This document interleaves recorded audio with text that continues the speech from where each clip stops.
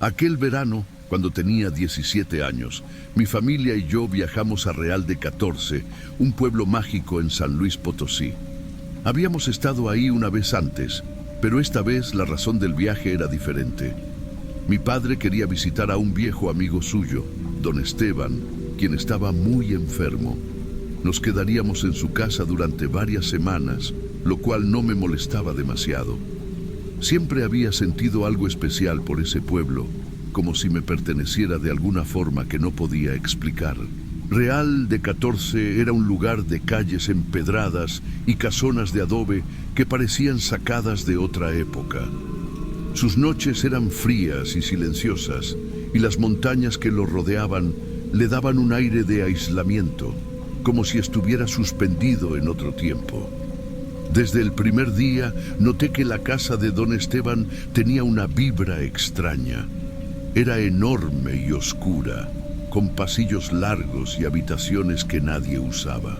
La madera crujía con cada paso y el viento se colaba por las ventanas, haciendo sonar las puertas de manera inquietante. Durante los primeros días hice algunos amigos entre los jóvenes del pueblo.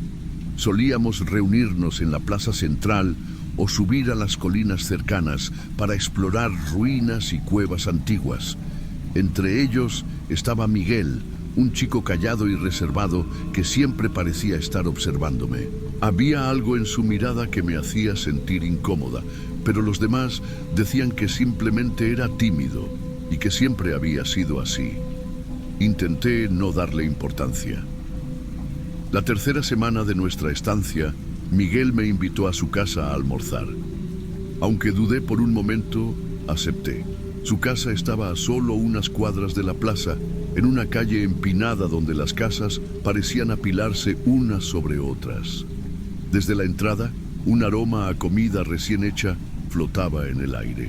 Su madre me recibió con calidez y me hizo sentir bienvenida. Dentro de su casa, Miguel se comportaba de una manera completamente diferente. Sonreía más, hablaba con entusiasmo e incluso hacía bromas. Mientras esperábamos la comida, noté que en una de las habitaciones había una figura inmóvil en una silla de ruedas. Miguel se acercó a ella y la empujó hacia el comedor. Era su abuela, una mujer muy mayor con la piel pálida y las manos temblorosas. Al verme, sus ojos se llenaron de lágrimas, pero no dijo nada. Me quedé paralizada por unos segundos, sintiendo que su mirada me atravesaba, como si me reconociera. Durante la comida, la anciana no apartó la vista de mí ni un solo instante. No hablaba, pero su expresión me llenó de un extraño sentimiento de inquietud, como si algo estuviera mal, aunque no supiera qué. Justo cuando terminamos de comer, hizo un gesto con la mano, llamando a Miguel. Él se acercó y escuchó susurros apenas audibles. Luego, desapareció en otra habitación y volvió con un viejo álbum de fotos. La anciana lo abrió y empezó a mostrarme las imágenes una por una. Al principio eran fotos normales de su familia, su madre, sus hermanos, sus hijos. Todo parecía común, hasta que pasamos a la siguiente página. Ahí estaba ella, una joven idéntica a mí. No era un parecido común, ni siquiera como el de una hermana perdida. Era yo. Las siguientes fotos mostraban su infancia, su adolescencia, su juventud. Eran todas imágenes de mí, pero tomadas en un tiempo en el que no había nacido. No podía respirar, no podía procesar lo que estaba viendo. La anciana, con la voz entrecortada por la emoción, dijo algo que hizo que mi sangre se helara. Aquel rostro en las fotos pertenecía a su hermana menor, Isabel, quien había muerto hace más de 60 años. La anciana pasó las páginas del álbum con manos temblorosas, deteniéndose en cada fotografía como si quisiera asegurarse de que yo viera cada detalle. Me mostraba imágenes de una vida que, de algún modo inexplicable, sentía familiar, aunque sabía que era imposible. Las fotos mostraban a Isabel desde que era una niña hasta su adolescencia. Cada etapa coincidía perfectamente con mi propia apariencia a lo largo de los años. Había una foto en la que ella sonreía de pie en el umbral de una casa antigua, con el mismo vestido que yo había usado el año anterior en una fiesta. Otra la mostraba sentada en la plaza del pueblo, en el mismo lugar donde me había reunido con mis amigos la semana anterior. En cada imagen, las coincidencias se volvían más aterradoras. Intenté buscar explicaciones racionales. Tal vez era una pariente lejana, una coincidencia extraña, una mala broma. Pero nada de eso explicaba la sensación que me invadía mientras la anciana hablaba. Con voz entrecortada, la mujer me contó la historia de Isabel. Dijo que su hermana había muerto en una noche de tormenta hacía más de 6 décadas. Un huracán había azotado el pueblo con una fuerza devastadora. Isabel y sus hermanos vivían en una casa cercana al río, y cuando la tormenta golpeó con más intensidad, el viento arrancó el techo de su hogar. La familia intentó huir hacia la casa de unos vecinos, pero en medio del caos, Isabel desapareció. Su madre y sus hermanos corrieron desesperados por la lluvia, llamándola, buscándola entre los escombros. Nadie la encontró. El río creció con violencia, arrastrando todo lo que encontró a su paso. Los días siguientes estuvieron llenos de angustia y búsqueda, pero nadie sabía qué le había pasado. Finalmente, su cuerpo apareció kilómetros más adelante, atrapado entre los restos de una casa destruida. El agua y el tiempo habían desfigurado su rostro hasta hacerlo irreconocible. Su familia solo pudo identificarla por la ropa que llevaba aquella noche. Pero la historia no terminaba ahí. La anciana afirmó que desde entonces había visto a Isabel en sus sueños, en reflejos de espejos, en sombras que cruzaban las calles del pueblo. Decía que, por años, sintió que su hermana nunca se había ido del todo, que su espíritu seguía ahí, atrapado entre el tiempo y el olvido. Luego me miró fijamente con los ojos llenos de lágrimas y con una convicción escalofriante susurró: Isabel ha vuelto. En ese instante sentí que la habitación entera se cerraba sobre mí. El aire se volvió pesado y un frío helado me recorrió la espalda. No podía quedarme ahí ni un minuto más. Me levanté de golpe y murmuré una despedida apresurada. La anciana me tomó la mano con fuerza y en su mirada había algo que no podía entender: tristeza, miedo y al mismo tiempo una extraña esperanza. Salí de la casa temblando. Las calles del pueblo parecían diferentes ahora. Todo lo que había sentido como familiar al llegar ahora me resultaba sofocante, como si cada rincón ocultara una verdad que nunca había querido descubrir.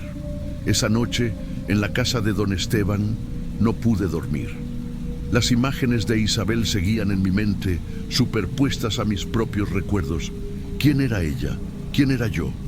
Y lo más aterrador, ¿por qué siempre había sentido que Real de 14 era mi hogar? No dormí aquella noche. Cada vez que cerraba los ojos, veía el rostro de Isabel en esas fotos antiguas. Me veía a mí misma en una época en la que no podía haber existido, en lugares que ahora me resultaban inquietantemente familiares. Las horas pasaron lentamente. El viento silbaba entre las ventanas de la casa de don Esteban, y en la penumbra de mi habitación, la sensación de que alguien más estaba allí conmigo no desaparecía. A la mañana siguiente, mi familia comenzó a preparar la despedida.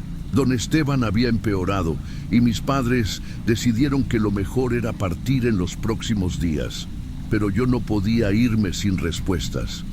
Esa tarde me dirigí al cementerio del pueblo. Algo me decía que debía ir.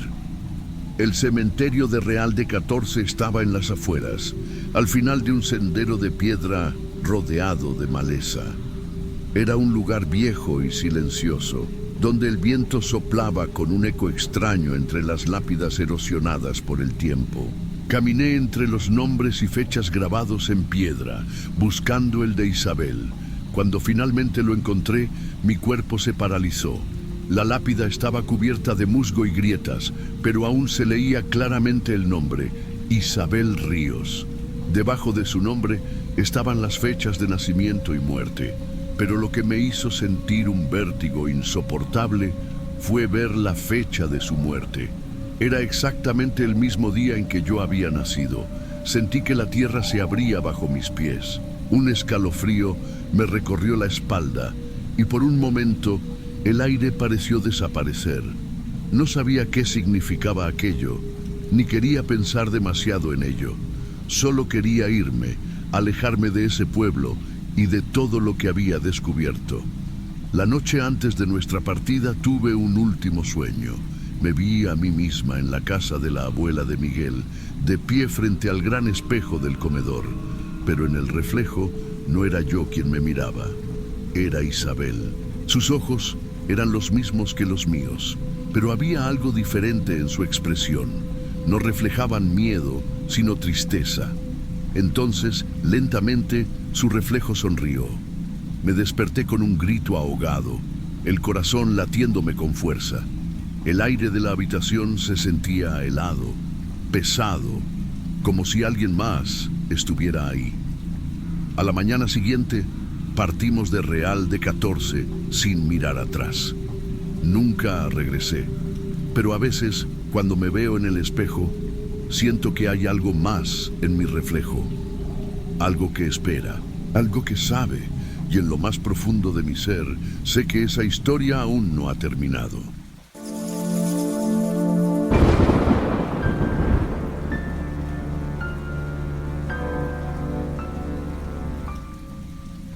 Aquel fin de semana parecía prometedor.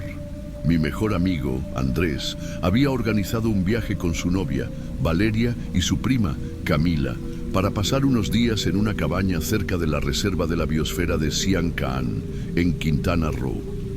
La idea era desconectarnos del ruido de la ciudad y disfrutar de la naturaleza. Yo acepté sin pensarlo demasiado, aunque nunca me había sentido cómodo con la idea de viajar de noche. Sabía que la carretera 307 era solitaria en ciertos tramos, rodeada de una selva densa donde la oscuridad parecía tragarse todo. Pero confiaba en que llegaríamos sin problemas. Salimos de Cancún cuando el sol ya había desaparecido en el horizonte. El viaje transcurría sin incidentes. Andrés conducía mientras los demás charlábamos para mantenernos despiertos. Todo iba bien hasta que pasamos por un tramo de la carretera donde la niebla comenzó a espesar de una manera inusual. No era normal ver tanta neblina en esa zona y, aunque intentamos ignorarlo, la sensación de incomodidad creció en el ambiente. Fue entonces cuando Valeria, quien iba en el asiento trasero junto a Camila, notó algo en la orilla del camino. A primera vista, parecía una persona encorvada entre la maleza, como si estuviera observándonos en silencio. Apenas la luz de los faros tocó su silueta, se deslizó rápidamente hacia la espesura del bosque. Nadie dijo nada al principio, como si hubiéramos decidido ignorarlo al mismo tiempo, pero el malestar quedó en el aire, creciendo con cada kilómetro recorrido. Unos minutos después, el golpe seco contra la parte trasera del auto nos hizo saltar del asiento. Andrés frenó en seco, pero al bajar a revisar no encontró nada. No había señales de impacto, ni huellas en el asfalto. No había ninguna explicación lógica para lo que había sucedido. Nadie quiso hablar al respecto. Solo queríamos llegar cuanto antes. Cuando finalmente llegamos a la cabaña, sentí un alivio momentáneo. Estaba rodeada por una densa vegetación, con un sendero que conducía a un pequeño embarcadero. La estructura parecía rústica pero acogedora. Aunque el sitio era hermoso, la sensación de inquietud no desapareció. El interior estaba decorado con muebles viejos y la iluminación era tenue debido a un generador que parecía fallar constantemente. Dejamos nuestras cosas y nos acomodamos en los cuartos. La noche transcurrió entre risas y juegos de mesa, tratando de olvidar lo que habíamos visto en la carretera. Pero la calma no duró mucho. Poco después de la medianoche, Mientras terminábamos la última partida, escuchamos un sonido proveniente del exterior, un murmullo bajo, casi imperceptible, como si alguien estuviera susurrando entre los árboles. Pensamos que podía ser el viento, pero el sonido se volvía más claro, más definido. No era el susurro del viento moviendo las hojas, sino algo más cercano, algo que parecía pronunciar palabras incomprensibles. Nos miramos sin saber qué hacer. Andrés se acercó a la ventana, pero la oscuridad fuera era absoluta. Solo el reflejo de la tenue luz del interior nos devolvía nuestras propias imágenes en el vidrio. Fue entonces cuando Camila dio un paso atrás, temblando. Dijo que había visto algo moverse entre los árboles, algo que se escondía en las sombras y que por un breve momento pareció sonreír. Nadie durmió tranquilo esa noche. Las horas pasaron lentamente, y aunque el cansancio pesaba sobre nosotros, dormir se convirtió en algo imposible. Me quedé acostado en mi cama, mirando el techo de madera mientras intentaba ignorar el miedo creciente en mi pecho. La cabaña estaba en completo silencio, salvo por el sonido ocasional de los insectos afuera y la respiración pausada de los demás. En algún momento debí haberme quedado dormido por unos minutos, pero desperté de golpe al escuchar un ruido extraño. Era un sonido rítmico, pausado, como si algo estuviera rascando la ventana. Mi primer pensamiento fue que se trataba de una rama golpeando con el viento, pero recordé que no había árboles cerca de la cabaña. El sonido persistía, ahora más fuerte, como si alguien estuviera arañando el vidrio con intención. Mi cuerpo se tensó, incapaz de moverse. No quería mirar. Sabía que si lo hacía, encontraría algo al otro lado del cristal. Sentí que mi corazón latía con fuerza en mis oídos y en mi mente intenté racionalizar la situación. Tal vez era mi imaginación, tal vez era un animal. Entonces, un golpe seco sacudió la ventana.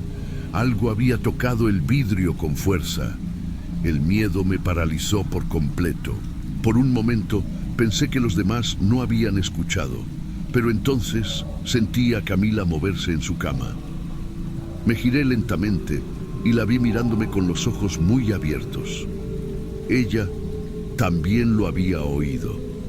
Intenté convencerme de que no había nada ahí afuera, que el miedo estaba jugando con mi mente, pero entonces algo se movió en la oscuridad.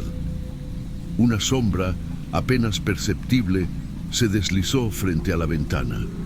No podía verla con claridad, pero su presencia era innegable. No estábamos solos. El silencio en la habitación se volvió insoportable. La sensación de ser observados se hizo más intensa, como si aquella cosa supiera que estábamos despiertos, temiendo su presencia. Camila apenas respiraba, encogida en su cama.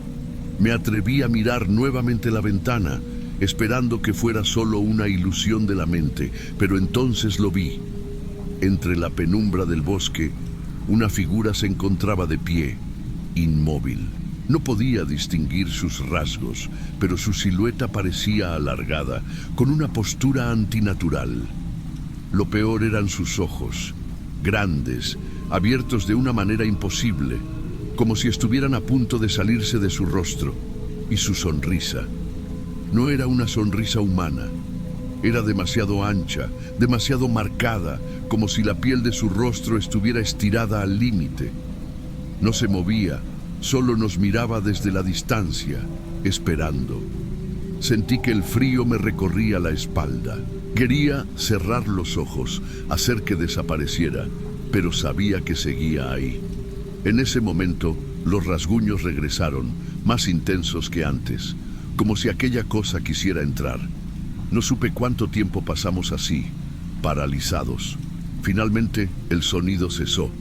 La figura ya no estaba en la ventana, pero el miedo seguía con nosotros. No había sido un sueño, no había sido nuestra imaginación. Algo nos estaba acechando.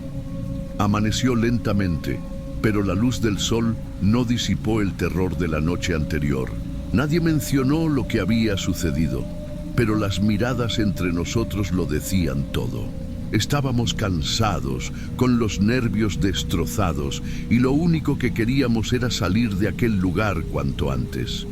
Mientras recogíamos nuestras cosas, intenté convencerme de que lo que había visto había sido un producto del cansancio o del miedo acumulado. Pero cuando pasé por la ventana donde había visto aquella figura, noté algo que me heló la sangre. Las marcas. El vidrio estaba cubierto de arañazos profundos, como si unas garras hubieran intentado atravesarlo. No eran rasguños superficiales, sino líneas irregulares que parecían haber sido hechas con una fuerza descomunal. Llamé a los demás y sus expresiones confirmaron que no era solo mi imaginación. Nadie supo qué decir. Andrés intentó buscar una explicación lógica, pero su voz temblaba. Decidimos no quedarnos ni un minuto más. Recogimos todo a toda prisa y salimos de la cabaña. La atmósfera dentro del auto era pesada, como si todos sintiéramos que algo nos seguía observando desde la espesura del bosque. Cuando tomamos la carretera 307 de regreso a Cancún, traté de ignorar la sensación de que algo nos acompañaba en la distancia. Pero Valeria, mirando por la ventanilla, murmuró algo que nos heló el alma. Dijo que había visto entre los árboles una silueta quieta, con los mismos ojos enormes, con la misma sonrisa imposible. La carretera parecía interminable. Nadie hablaba, solo queríamos alejarnos lo más rápido posible. Pero entonces, en un tramo desolado del camino, el motor del auto comenzó a fallar. Andrés maldijo en voz baja, tratando de mantener la calma, pero el coche perdió potencia y se detuvo en plena carretera. El miedo nos envolvió de inmediato. La niebla había vuelto a aparecer, espesa y fría, como si algo estuviera esperándonos. Andrés intentó encender el auto una y otra vez, pero el motor solo gruñía sin encender. Fue entonces cuando lo escuchamos. Un golpeteo lento en la ventana trasera. Todos nos quedamos paralizados. El sonido continuó, insistente, como si algo estuviera llamando nuestra atención. No quería mirar. Sabía lo que encontraría si lo hacía. Valeria fue la primera en ceder. Volteó lentamente y con un sollozo ahogado se cubrió el rostro con las manos. No necesitábamos preguntar qué había visto. El golpe en la ventana se transformó en un rasguño prolongado, como el que habíamos oído en la cabaña. El auto arrancó de golpe. Andrés pisó el acelerador sin mirar atrás.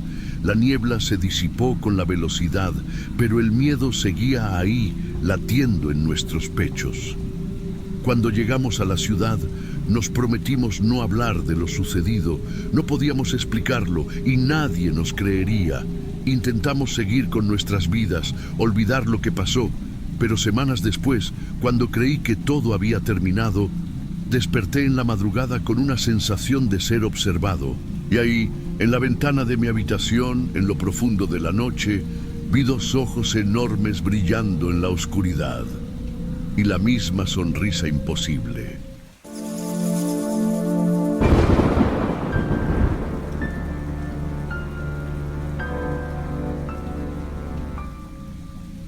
Hace unos años, mi amigo Andrés y yo decidimos hacer una caminata en la Sierra de Juárez. Era un lugar que no estaba en las rutas turísticas tradicionales, pero habíamos investigado y trazado un mapa con un camino accesible. La idea era recorrerlo en unas pocas horas y regresar antes del anochecer. El clima estaba fresco, con un leve aroma a pino mezclado con el humo de alguna fogata distante. Estacionamos el auto cerca de un sendero poco marcado y revisamos nuestras mochilas antes de ponernos en marcha. Llevábamos agua suficiente, algo de comida y un GPS por si acaso. El sendero era estrecho y serpenteaba entre árboles altos con la luz del sol filtrándose a través de las hojas. De vez en cuando encontrábamos señales de pintura blanca en los troncos, indicándonos que íbamos por buen camino. Sin embargo, las marcas eran escasas y en varias ocasiones estuvimos a punto de perder la ruta. Después de un par de horas caminando, la sensación de estar en un lugar aislado se hizo más intensa. No habíamos visto a nadie en todo el recorrido. Solo el crujido de nuestras botas sobre la tierra seca y el lejano sonido de algún pájaro. Fue entonces cuando la vegetación se abrió un poco y a la distancia vimos una pequeña estructura de madera. La cabaña parecía abandonada desde hacía mucho tiempo. Las paredes estaban cubiertas de musgo y las ventanas tenían los vidrios rotos. Algo en ella no encajaba con el entorno, como si no perteneciera allí. Andrés sugirió seguir de largo, pero no pude evitar sentir curiosidad. Contra su mejor juicio, decidimos acercarnos. El porche crujió bajo nuestros pies cuando subimos los escalones. La puerta estaba entreabierta y el interior era oscuro. El aire en el interior tenía un olor rancio, pesado, como si algo se estuviera pudriendo. La poca luz que entraba a través de las ventanas sucias revelaba muebles viejos cubiertos de polvo y papeles esparcidos por el suelo. Al caminar por la cabaña, notamos marcas extrañas en las paredes, como si alguien hubiera estado escribiendo o dibujando símbolos sin sentido. En el centro de la habitación principal había un cuaderno abierto. Sus páginas estaban desgastadas y la tinta borrosa en algunas partes. Lo extraño era que algunas frases estaban escritas de forma torpe, como si la persona que las hubiera escrito hubiera olvidado cómo formar palabras correctamente. Algo en aquellos garabatos me hizo sentir un escalofrío en la espalda. El olor se hizo más fuerte en un rincón de la cabaña, como si algo muerto estuviera cerca. Buscamos la fuente del hedor, pero no encontramos nada concreto. La sensación de incomodidad se volvió insoportable y decidimos salir antes de que anocheciera. Cuando volvimos al sendero, el aire fresco nos golpeó con alivio. Sin embargo, a medida que avanzábamos, una inquietud comenzó a crecer en mi pecho. La cabaña se veía abandonada, pero el cuaderno y el olor indicaban que alguien había estado allí no hacía mucho. Lo que no sabíamos era que nuestro encuentro con lo desconocido aún no había terminado. El sendero de regreso se sentía diferente, como si algo en el ambiente hubiera cambiado. Andrés y yo caminamos en silencio, apresurando el paso sin hablar de lo que habíamos visto en la cabaña. La sensación de estar siendo observados se hizo más intensa, pero intenté convencerme de que era solo mi imaginación. Entonces, unos minutos después de haber dejado la cabaña atrás, vimos a alguien en el camino. Un hombre caminaba en nuestra dirección con un paso lento pero seguro. No llevaba mochila ni ropa adecuada para una caminata.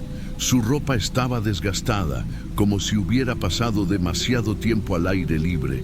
Su rostro se veía delgado y su piel pálida, como si no hubiera visto el sol en mucho tiempo. Cuando nos cruzamos, nos saludó con una sonrisa tensa. Su mirada era inquietante, vacía, como si no estuviera del todo presente. Preguntó si habíamos visto algo extraño en el camino. Su voz era ronca, arrastrada, como si le costara hablar. Andrés solo asintió con la cabeza y seguimos caminando sin detenernos. Cada pocos pasos mirábamos hacia atrás para asegurarnos de que no nos estaba siguiendo. El hombre seguía su camino en dirección a la cabaña. No entendía cómo había llegado hasta allí. No había visto ningún otro auto en la entrada del sendero y la cabaña no parecía un lugar donde alguien pudiera vivir. La sensación de peligro creció dentro de mí. No era solo una caminata extraña, algo no estaba bien.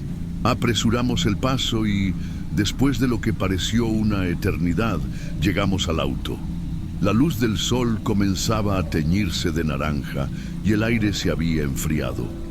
Antes de subir, eché un último vistazo al camino. No había señales del hombre.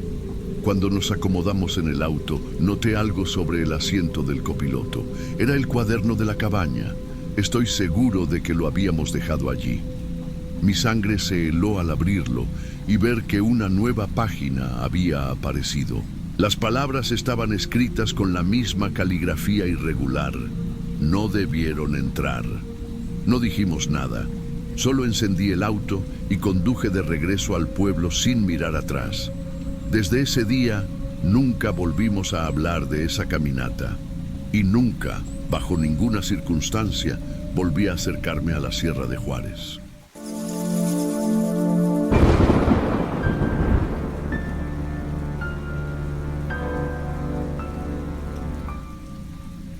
Siempre he creído que la carretera de madrugada es un mundo aparte, un espacio donde la realidad se diluye y las sombras cobran vida propia. Esa noche, el cansancio pesaba sobre mis párpados como una losa, y la monotonía del camino, apenas iluminado por los faros del camión, me hacía cabecear. Había salido de Guadalajara con dirección a la Ciudad de México, transportando una carga de verduras que debía entregar al amanecer. Las horas pasaban lentas y por más que encendiera el aire frío o pusiera música, sentía que en cualquier momento mis ojos se cerrarían por completo. Fue entonces cuando vi la pequeña cantina al borde de la carretera. El letrero desvencijado, iluminado por un neón parpadeante, anunciaba el nombre El Último Descanso. Me pareció un nombre apropiado para un lugar de paso como ese. Junto al local vi 2 camiones estacionados, lo que me dio confianza. Si otros camioneros estaban allí, debía ser un buen sitio para tomar un café y despejarme un poco antes de continuar el viaje. Reduje la velocidad y estacioné el camión al costado de la cantina. Desde el parabrisas noté que el lugar no parecía muy concurrido. Solo había una tenue luz en el interior y la silueta de una mujer moviéndose lentamente entre las mesas. Bajé del camión con los músculos tensos por la fatiga y crucé la puerta. El aroma a café y algo más, un ligero olor rancio difícil de identificar, impregnaba el ambiente. Dentro, la escena me pareció extraña desde el primer momento. La mujer que había visto desde afuera limpiaba las mesas con un paño viejo, aunque la suciedad parecía incrustada en la madera desde hacía años. Su delgadez extrema y la forma en que sus manos se movían con lentitud me causaron una sensación incómoda. Detrás del mostrador, un joven estaba de espaldas, inmóvil, como si no hubiera notado mi llegada. Me acerqué y pedí un café. Sin responder, el muchacho sirvió el líquido oscuro en una taza y la dejó en el mostrador. Me senté en una mesa junto a la ventana, intentando ignorar la sensación de que algo no estaba del todo bien. Afuera, la carretera estaba completamente desierta. Observé de reojo a la mujer, que seguía limpiando la misma mesa una y otra vez, sin levantar la vista. Un escalofrío recorrió mi espalda, pero traté de convencerme de que era solo el cansancio jugándome una mala pasada. En ese momento, noté algo que me hizo apretar los dientes. A lo lejos, un automóvil negro había aparecido frente a la cantina. No había escuchado su motor ni visto sus luces acercarse. Simplemente estaba ahí, inmóvil, como si alguien nos estuviera observando desde el interior. Sentí una punzada de inquietud en el pecho, una sensación instintiva de peligro. Algo me decía que no debía quedarme ni un segundo más en ese lugar. Me levanté de golpe, sintiendo el latido acelerado en mi pecho. Al girarme hacia la mujer, por primera vez pude ver su rostro con claridad. Sus ojos eran 2 pozos oscuros hundidos en un rostro cadavérico, con la piel tirante y enfermiza. Su boca estaba entreabierta, pero no emitía ningún sonido. Era como si no respirara. La sangre se me heló en las venas. Sin dudarlo, salí de la cantina con el pulso acelerado. Al llegar a mi camión, sentí que algo no encajaba. Miré a mi alrededor y la piel se me erizó. Los 2 camiones que había visto al llegar ya no estaban. No había rastro de ellos, ni siquiera marcas en la grava que indicaran que habían estado ahí. Tampoco el automóvil negro. Todo estaba en un silencio sepulcral, como si nunca hubieran existido. Me subí al camión y arranqué sin mirar atrás. No reduje la velocidad hasta llegar a mi destino. Aún con las manos temblorosas, le conté lo ocurrido a uno de los trabajadores del almacén mientras descargaban la mercancía. Cuando terminé, su rostro cambió por completo. Me miró con incredulidad y su voz sonó tensa cuando habló. «No puede ser», dijo con los ojos muy abiertos. «Esa cantina lleva cerrada casi 10 años». Las palabras del trabajador quedaron resonando en mi cabeza como un eco perturbador. ¿Cómo podía haber estado en un lugar que llevaba cerrado casi 10 años? Sentí un escalofrío recorrerme la espalda. Le pregunté qué había pasado con la cantina y por qué estaba cerrada. Él me miró con una mezcla de incredulidad y miedo, como si estuviera a punto de contar algo que preferiría olvidar. Después de un momento de silencio, me dijo que años atrás, el último descanso, había sido un sitio frecuentado por camioneros y viajeros nocturnos, un refugio en medio de la carretera solitaria. Pero una noche, un grupo de hombres armados llegó al lugar y abrió fuego contra todos los que estaban adentro.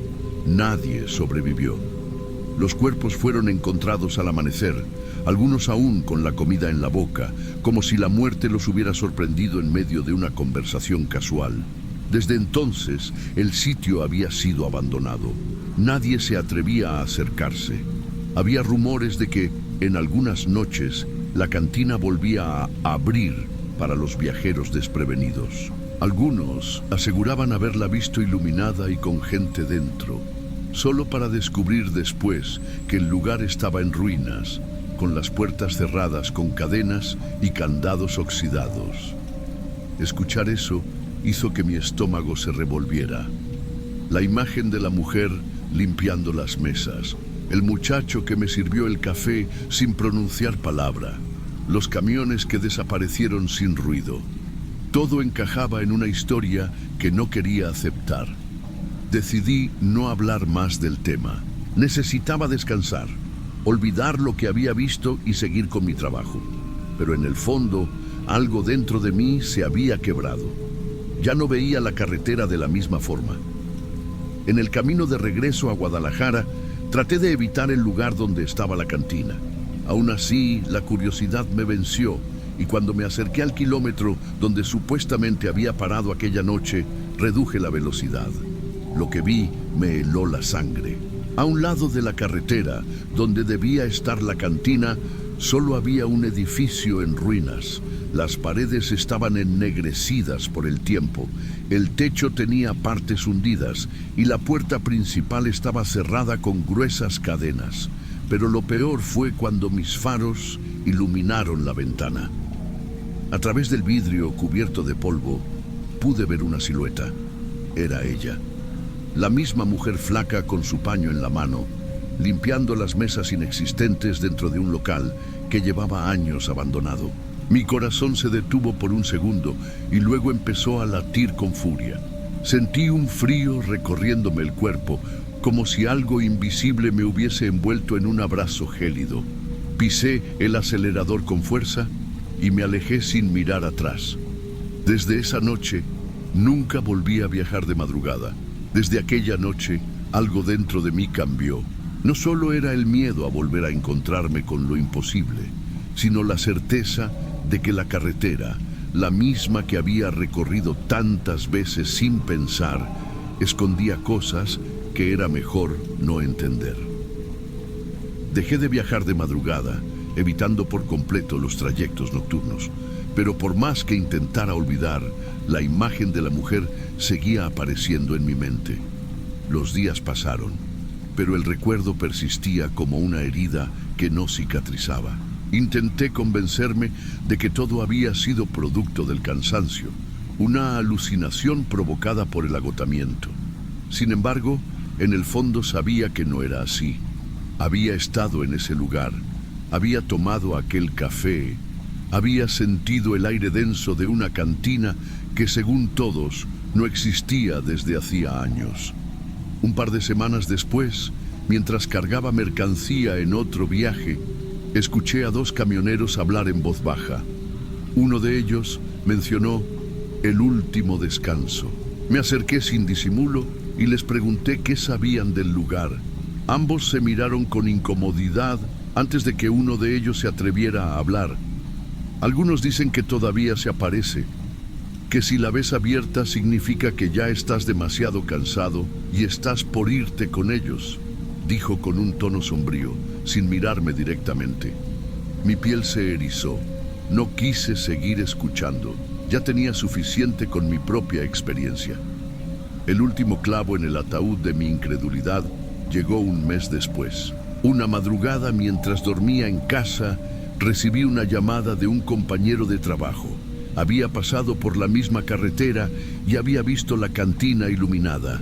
Me preguntó si yo también la había visto antes. No supe qué responder. Al final, solo le dije que no mirara demasiado y que siguiera su camino. Desde entonces, cada vez que paso por ese tramo de la carretera, evito girar la cabeza. No quiero saber si la cantina sigue ahí, esperando a su próximo visitante. Y si alguna vez viajas de madrugada por la carretera 15D y ves una luz tenue a lo lejos, un letrero que apenas se mantiene en pie con las palabras "El último descanso", te aconsejo que sigas de largo. No mires adentro, no entres, porque puede que al salir descubras que nunca debiste haber entrado.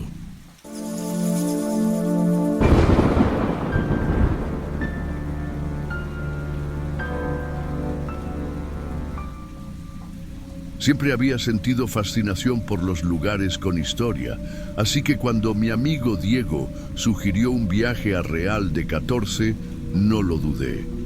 Era una oportunidad para recorrer los desiertos de San Luis Potosí y adentrarnos en un pueblo que alguna vez fue próspero gracias a la minería de plata, pero que ahora estaba lleno de leyendas. Decidimos tomar una ruta secundaria, menos transitada, con la idea de disfrutar del paisaje y evitar los peajes. El camino comenzó tranquilo, con el sol bajando en el horizonte y pintando el desierto con tonos anaranjados. Sin embargo, a medida que avanzábamos, notamos algo inquietante. Los pequeños pueblos por los que pasábamos parecían completamente abandonados. No había luces encendidas en ninguna de las casas, ni un solo auto circulando, ni siquiera un perro callejero a la vista. Diego bromeó diciendo que parecía un pueblo fantasma, pero yo solo sentí un escalofrío recorrer mi espalda. A mitad del trayecto, el GPS comenzó a fallar y la señal de radio se convirtió en estática. Miré el mapa en mi teléfono, pero la batería estaba peligrosamente baja. No quedaba otra opción más que confiar en la carretera que se extendía ante nosotros. Al cabo de unos kilómetros, una niebla baja empezó a cubrir la zona, algo inusual para una noche en el desierto. Los faros del auto apenas iluminaban el camino y la sensación de soledad se hizo más intensa. Finalmente, después de horas de viaje, llegamos a la posada donde nos hospedaríamos. Era una construcción antigua de piedra y madera, ubicada en las afueras del pueblo, junto a una carretera que descendía hacia un valle oscuro. La recepción estaba vacía, pero después de tocar el timbre varias veces, un hombre mayor apareció detrás del mostrador. Sus ojos parecían demasiado hundidos en su rostro y su expresión era impenetrable. Nos entregó las llaves y antes de dejarnos ir nos hizo una advertencia: no salgan por la noche. Subimos a nuestra habitación en el segundo piso. El silencio del lugar era abrumador, solo interrumpido por el crujir de la madera bajo nuestros pasos. Las ventanas daban hacia la carretera, pero apenas se podía ver algo más allá de la neblina que cubría el camino. Nos acostamos temprano, agotados por el viaje.